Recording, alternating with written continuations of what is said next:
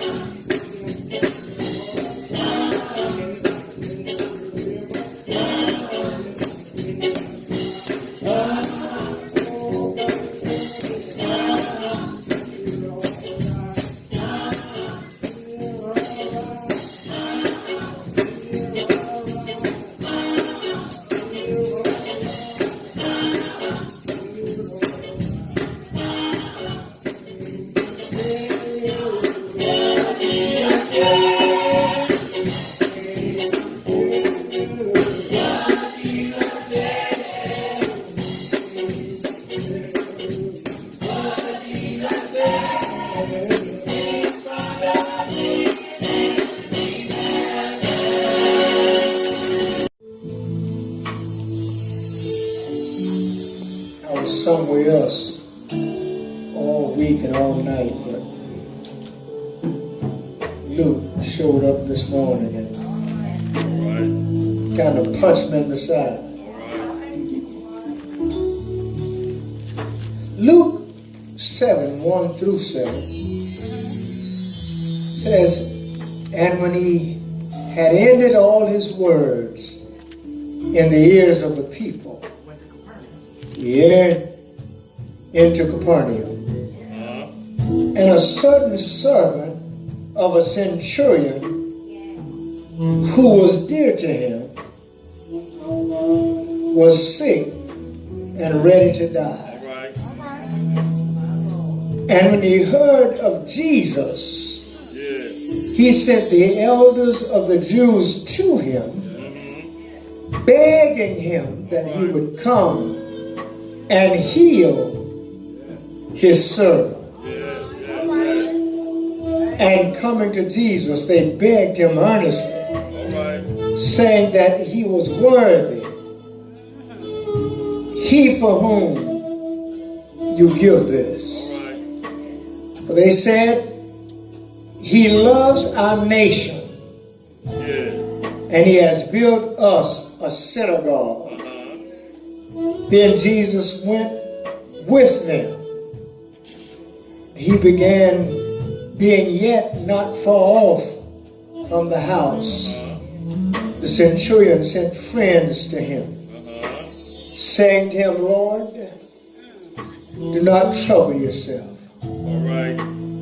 I am not worthy that you should enter under my roof.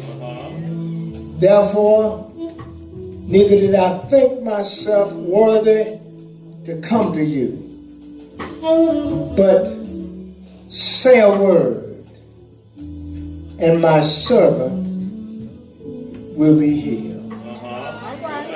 Say a word, and my servant will be healed.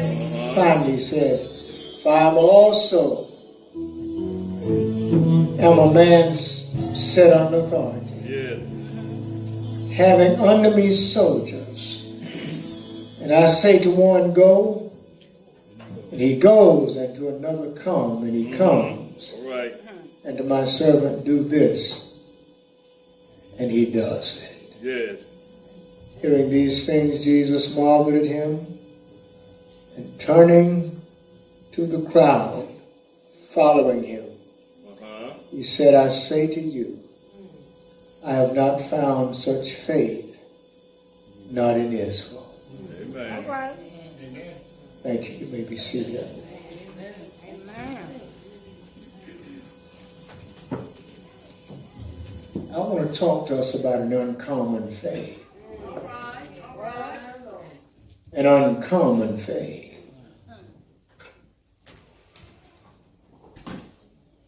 And when he had ended his words in the ears of the people, he entered Capernaum, and a certain servant of a centurion who was dear to him was sick and ready to die. He was sick and ready to die. Dr. Luke takes us on this seemingly fairly light excursion that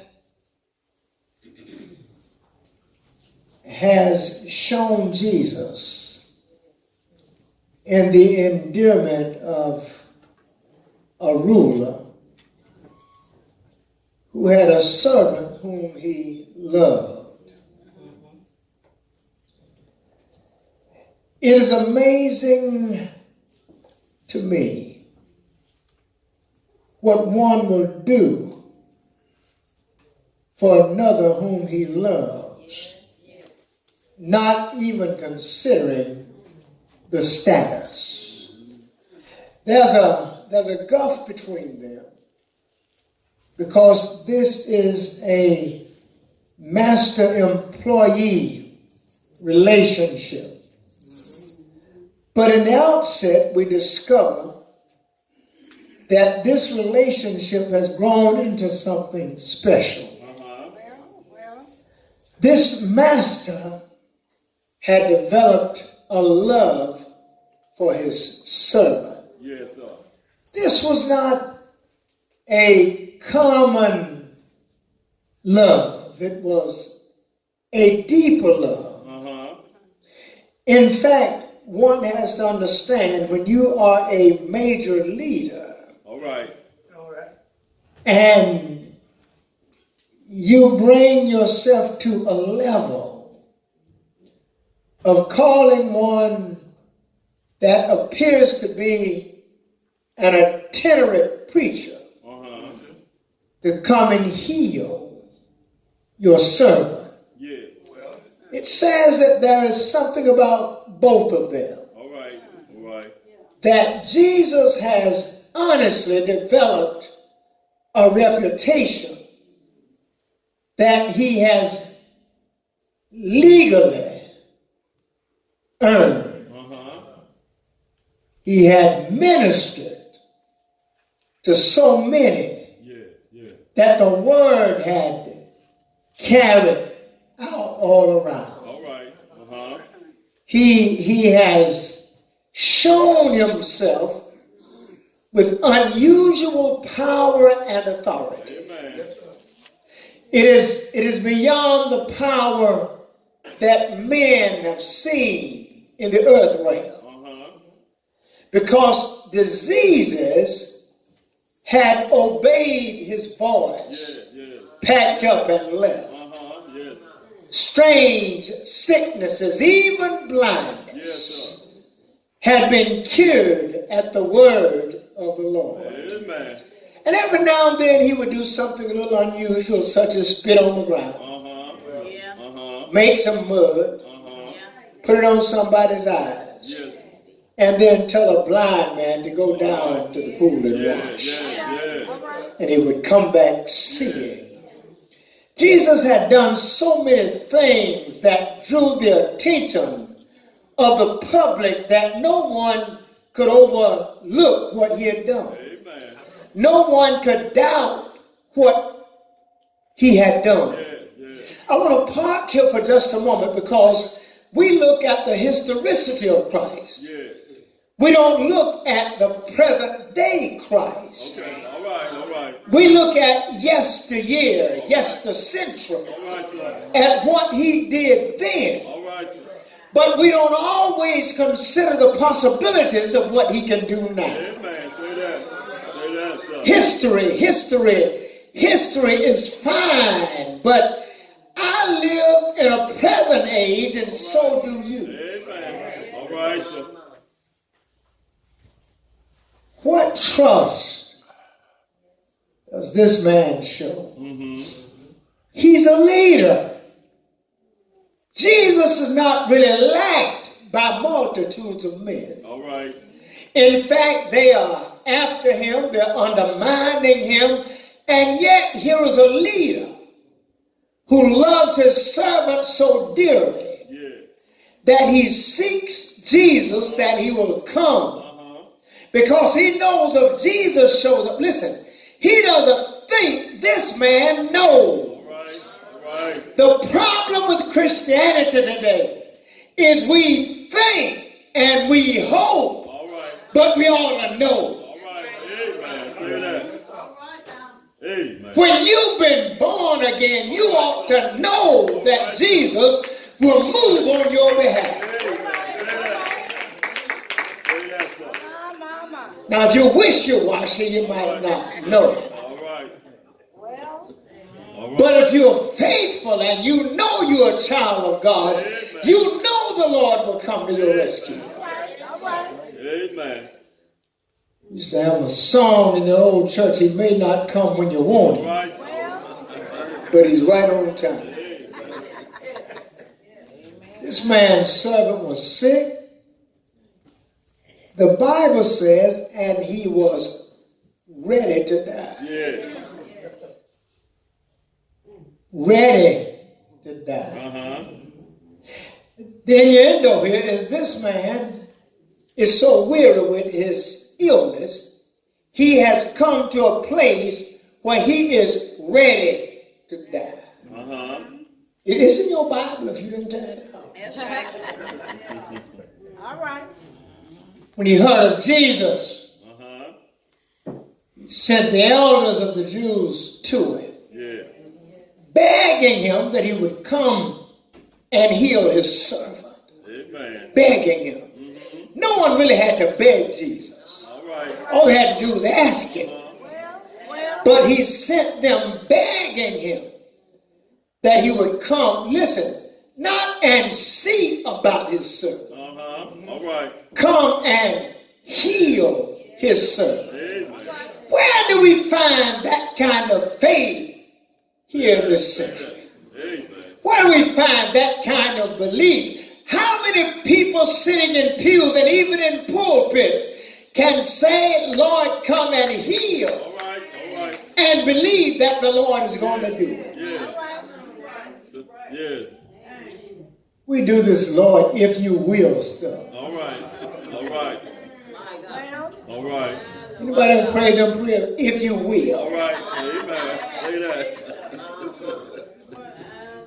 Do you notice how straightforward faith is? Faith doesn't have to go around corners. It doesn't have to turn curves. Faith takes a straight shot at what faith can believe. This man had no doubt that Jesus could heal him. There was no shadow in his mind that the Lord would have a problem healing him. He didn't want Jesus to come and try. He didn't say, if you will. All right. No, sir. Begging him that he would come and heal his servant. How many of us wake up in the morning with expectation? Amen. How many of us are shattered when things don't go the way we think they should go in the moment?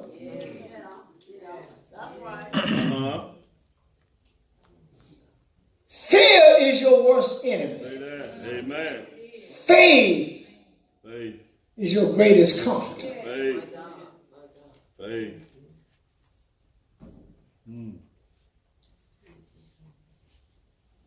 Coming to Jesus, they begged him earnestly, saying that he was worthy. He for whom he give this. All right.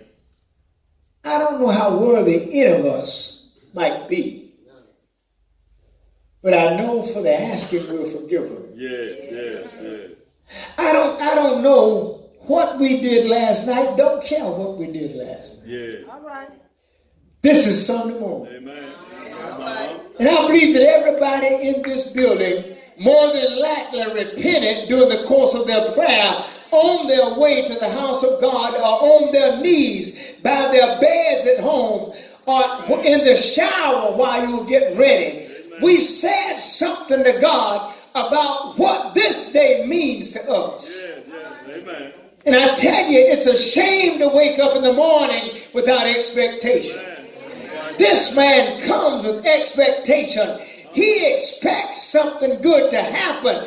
Not only does he expect something good to happen, but he expects Jesus to come so that something good will happen. He doesn't doubt the Lord coming. No, sir. He sent his servants to get him. Yeah. Lord shows up.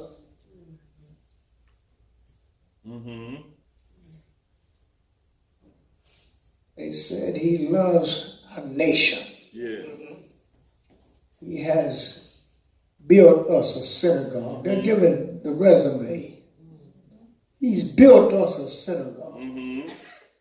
Then Jesus went in with him. But he being yet not far off from the house, centurion sent friends to him, saying to him, Lord, do not trouble yourself. For I'm not worthy that you should enter under my roof. All right. Notice how the man's humility continues to increase. He doesn't doesn't become more arrogant. In fact, he humbles himself. Now, he's a ruler. Yeah. He's a man under authority. And yet he understands that God's authority is far greater than his authority. Yeah. In fact, he lives in a great place, undoubtedly. He's a ruler. But he said that his house really is not fit, Lord, for you to show up in.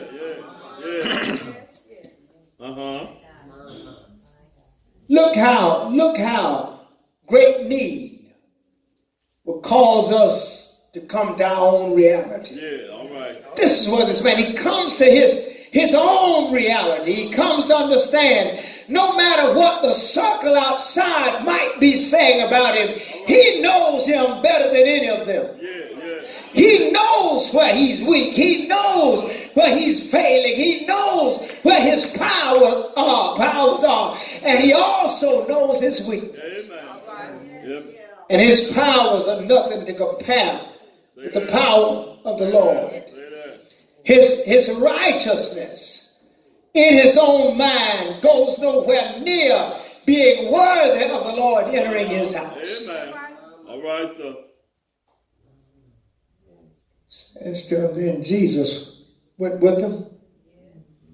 He being not far off from the house. He said, show you and said, friends, saying to him, Lord, do not trouble yourself. I'm not worthy. Not worthy. I'm not worthy.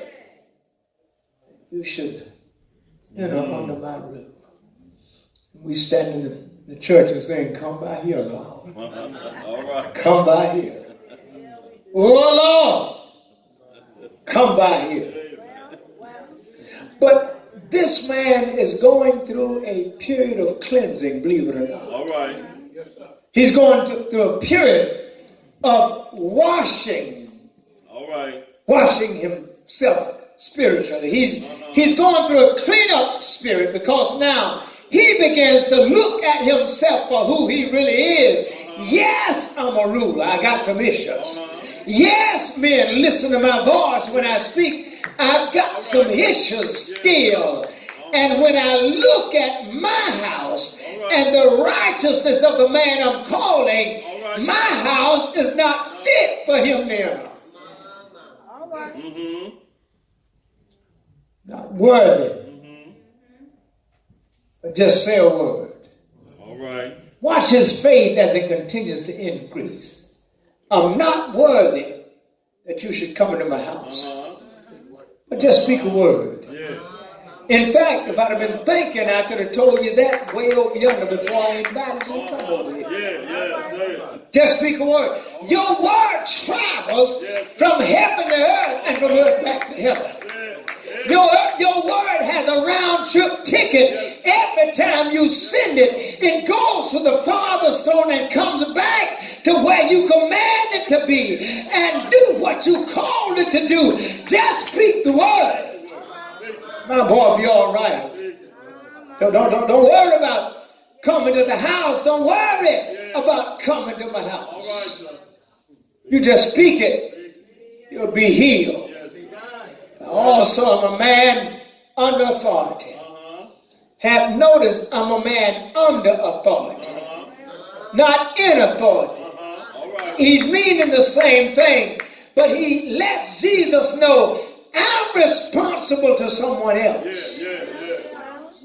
I'm not the final authority, but I'm under authority. Having me soldiers, under me soldiers, and I say to one, go, and he goes, and to another, come, and he comes, and to my servant, do this, and he does it. Hearing these things, Jesus marveled at him, turning to the crowd following him, said, I say to you, I have not found such faith. Not in Israel. This is where my folks are. This is the Holy of Holies. And yet I have not seen this kind of faith. even in Israel. And they who were sent, returning to the house, found the sick servant well. Yeah. This is what the man was calling him. Jesus never made it to the house, according to this. He just stood there with this man, watching and ingesting this man's faith in him. All right. The man knew already that Jesus, all he had to do was speak a word, and his son would be healed. He understood that the power, the authority that the Lord has is not earthly authority. In fact, it's universal authority. He can say it in Georgia and make it happen in New York City. Doesn't matter what the distance is, because once his word has been spoken, the elements must take charge of what Jesus has said and cause it to happen, because it's laced with the authority of the living God. When Jesus spoke, the man started talking, and Jesus saw his faith unlike any faith he's ever seen in Israel. And the Lord is now compelled to do something about his situation. I don't know what you're going through this morning. I don't know what you're facing in your life. I don't know how beat up you are. I don't know how down you've been. But all I know is Jesus still saves. You don't have a problem that our Lord can't handle. You don't have a bad child that Jesus can't turn around. You are not in an unemployment line where the Lord can't snatch you out and put you to work in the morning. You're not going through the kind of hell that God can't throw water on the fire and put it out. He's able to handle what you're going through. Stop talking about, Lord, I don't know what I'm going to do with Johnny. All right. Put him in the hands of the Lord. Every time I look out, I go to Sally's room and the bed is empty. And 2 o'clock in the morning, I hear her sneaking back in the window. Stop cussing. Start telling God about it. All right. If you want to get the best of your children's nerves, and they know anything about God, they know that God is able to answer prayers. So this morning on my way out of here, here's a man who loved his son. And I'm sure that every one of us in the house with children love our children. Every now and then I go to a restaurant, called Smoky Bones. All right. And one of the finest young men in the city works at that restaurant. All right. And when I get there, he says, Pastor, what do you need today? What do you want? All right. And I give him my order. He don't even have to write it down. All right. But in a few minutes, I'm eating. Because there's a connection between the young man and me. And it's our connection. Nobody else has anything to do with that connection. That's ours. Amen. And we spend that little bit of time talking to each other and understanding the joy it is to know what it means to have someone you know you can trust. This is where the man was. He trusted in the Lord. And when you trust in him, he will show up. When your back is against the wall, he will show up. When trouble is on every side, he will show up. If you just know how to call his name, he will show up. This man sends for the master. He calls for the master to come. And then don't even want him in the house, because he don't need to go in my unclean house. Just speak a word. That's all you need him to do. Speak a word. There There's nothing you can't overcome with him.